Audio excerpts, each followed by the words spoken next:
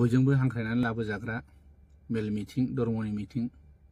school college बिथांखौ बयबो बिबुंथि होनो एडभाइस होनो होननानै लिंहरो मटिभेसन होनो लिंहरो मानगोन जोंहा फैला जे बर' गैयारि बिथांनि आं माने खेंफोरथिखौ होनो हादों नागिरदों आरोखि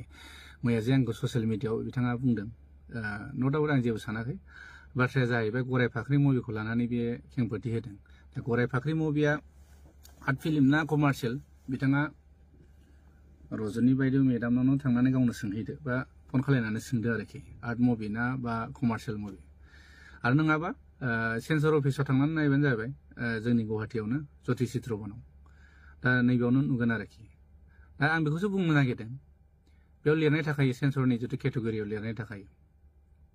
दा बिथाङा बेसेबांसिम दिनैसिम सेन्सर बर्डनिफ्राय सार्टिफिकेट लादों लायाखै आं बेखौ बुंनो थाङा दा आं नुवाखैबो बिथांनाव दिनैसिम मोनसेबो सेन्सर फिल्मखौनो नुफेराखै आं बेनाव बिथांनाव आं दिनैसिम 6-7थासो आं सेन्सर फिल्म बानायबाय ओंखायनो नोंदों आं सार्टिफिकेटखौनो नोंथांमोननो देखायनो हागोन नैबे अनसुला आफानि 2015आवनो बानायनाय अनसुला आफा बे कमार्शियेल मुभि आरो लोगोसे नोंथां आं खोन्थाबावनो नागिरदों सिमांनि हौवा गोदान सिमांनि हौवा गोदान बिथांमोना बेखौबो नुगोन बेखौ नायबानो नुगोन आरोखि कमार्शियेल ना आर्ट फिल्म बेबो आरो लोगोसे नैबे दं सनानि न'खर आंनि 2018नि सिनेमा बेयावबो मिथिगोन आरो हिर'नि दं हिर'नि सार्टिफिकेटआ माने बेलेगाव थाबाय आं माबा नायनो मा दङ नांगौबा आं नोंथांमोननो होनो हागोन आरो फिल्मखौ नायबानो नोंथांमोन मोनसिगोन आरोखि थांखि गैयै समाज बेखौबो आं सेन्सर खालायदों आरो लोगोसे थैसाम पार्ट 2नि जितु टिजार बेयावबो दङ 35 सेकेन्ड बेखौबो आङो सेन्सर खालायदों आरो लोगोसे नैबे दं थैसाम पार्ट 2निनो ट्रेलार जिथुनाखि डिउरेसना जाहैबाय 249 मिनिट्सनि बेखौबो आं सेन्सर खालायदों जाय माने सेन्सर खालायाबा नों हलावहाय ट्रेलारखौबो देखायनो मोना आरोखि आरो नैबे थैसाम पार्ट 2नि जिथुनाखि सेन्सर सार्टिफिकेट बिथांमोना नायबानो नुगोन आरो फिल्मावबो नुखागोन दा बेयावनो गासैबो केटेगरि लिरनाय थाखाय अबे आर्ट मुभि अबे कमार्शियेल अबे एडाल्ट बेयाव लिरनाय थायो आरोखि दा आङो फैला बिथांखौ आं बेखौसो बुंनो लुगैदों दिनैसिम बेसेबां आर्ट मुभिनि सोमोन्दै बेसेबां नलेज दं आरो कमार्शियेल फिल्मनि सायाव बेसेबां नलेज दं आं बेखौ बुंलायनो गोनांथि गैया गावनो फिल्म मेकार हिसाबै गुगोलाव थांनानै सार्च खालाय आरो फिल्मनि माखासे लेखाखौबो बिथाङा नायनो हागोन आरोखि आं बेखौसो बुंनो लुगैदों आरोखि दा बेखौ लानानै बिथाङा दान्थे बिदान्थे जादों आंजों नायथों आरो मैया सपन बिथाङा शाहरुख खाननि मोनसे माने मोनसे स्पेसखौ होदों आरो आर्ट फिल्मा माबायदि जायो कमार्शियेला माबायदि जायो बिथाङा बिनि जितु पेजआव बा माने ग्रुपआवबो शेयार खालायदों बिथाङा आंबो शेयार खालायना होदों बेखौ नायबाबो मोनसिगोन कमार्शियेल फिल्मा माब्रै आर्ट फिल्मा माब्रै आरोखि बे मोनसे थांबाय आरो मोनसेया जाहैबाय जयन्त नार्जारिनि खोथाखौ लानानै बुंदों दा जयन्त नार्जारिखौबो बिथाङानो गावनो डिसिसन खालायनानै जुरि मेम्बाराव सोबाय न' डाउट सोदों जेबो नङा खिन्थु जुरि मेम्बारनि हिसाबै एज ए बैसो हिसाबै 50 बा 60 प्लास जानांगौमोन आरो बिथाङा दा प्रेजेन्टआवनो एक्टिभ आर्टिस्ट रुल एक्टिं खालायबाय थायो आरो बिथाङा दिनैसिम मोनबैसो सिनेमा माने डाइरेक्सन स्ट'रि स्क्रिप्ट लिरदों आं बेखौ नुफेराखै खमसे खम मोनबा 6थासो डाइरेक्सन स्ट'रि नलेज थानाय जानांगोन आरोखि दा जों जिथु नुबाय जोङो जिथु फिल्मनि जिथु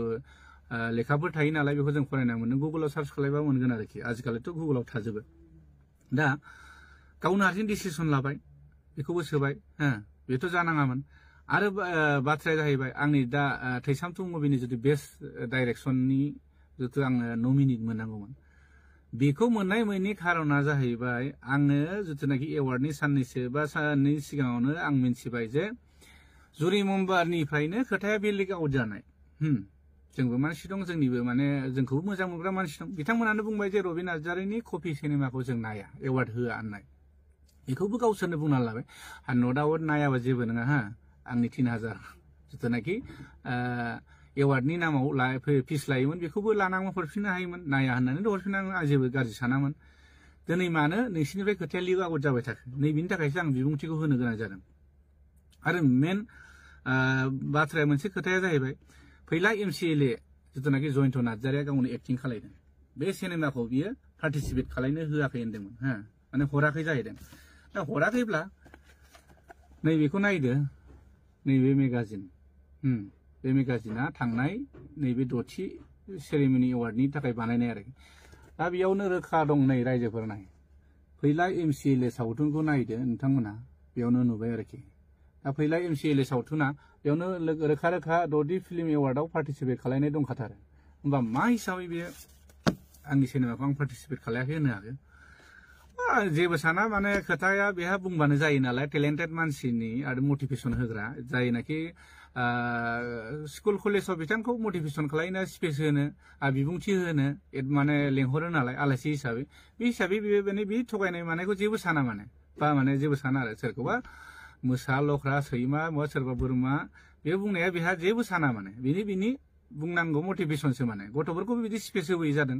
आं खोनायाखै खिन्थु आं बे साननाय आरो आंनि दा साननायाव आं बिदि नुहुरदों आरो माने गथ'फोरखौ बिदि मटिभेसन होबोयो नामा बेबा स्पेस होफैयो नामा नैबे आरोखि दा आरो मोनसे भुल खालायबाय जयन्त नार्जारिनि खोथाखौ आं बुंबावनो जयन्त नार्जारिनि थानायनि थाखाय दिनै सानसोरां खाख्लारिया